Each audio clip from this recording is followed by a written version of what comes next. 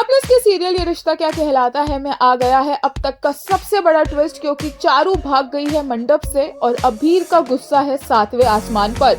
अभीर सब कुछ तहस नहस करके गुस्से में वहां से चला जाता है और मनीष गोयनका भी पोडार हाउस को और उनकी घर वालों को सुनाने में कोई कमी नहीं रखते हैं। लेकिन इससे भी बड़ा ट्विस्ट इसके बाद आता है, क्योंकि अभीर की री एंट्री होती है इस घर में, लेकिन इस बार इस घर की दूसरी बेटी के साथ यानी कियारा के साथ, वो भी स्ट्रेट अवे शादी करके।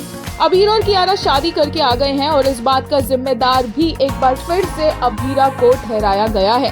दादीसा ने यहाँ पर पूरा का पूरा इल्जाम अरमान अभीरा पर डाल दिया है, क्योंकि दादीसा का मानना है कि ये रिश्ता उन्होंने ही तय किया था, इसलिए ये उनकी गलती है। जबकि अरमान यहाँ अभीरा को डिफेंड करता है और बोलता है चारू मंडप से भागी है, अभीर और कियारा ने एक दूसरे से शादी की है, इसमें अभीरा का क्या लेना देना है, अभीरा ने इसमें क्या किया है जो अभीरा को वो इतना सुना रही है।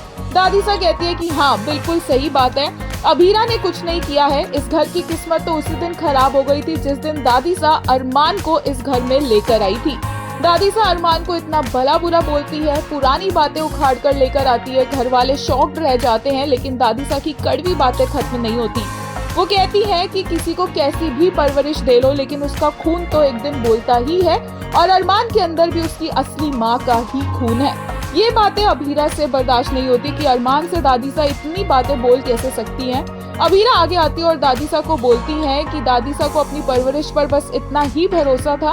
अभीरा बोलती है कि हाँ इस घर की आबो हवा उसकी वजह से खराब हुई, इस घर में जो भी प्रॉब्लम्स होती है वो उसकी वजह से होती है। लेकिन फिर वो दादीसा को याद दिलवाती है कि दादीसा ने भी कोई छोटे कांड नहीं किए हैं। अभीरा सीधा दादीसा को बोलती है कि उसने जितनी भी गलतियां की हो, लेकिन दादीसा जो मेस क्रिएट कर चुकी है पास्ट में, उतना बड़ा मेस तो अभीरा ने क्रिएट नहीं किया होगा। और यहीं पर दादीसा की सिट्टी पिट्टी गुल हो जाती है, क्योंकि अभीरा ही जानती है कि दादीसा ने कौन कौन से कांड किए पास्ट में।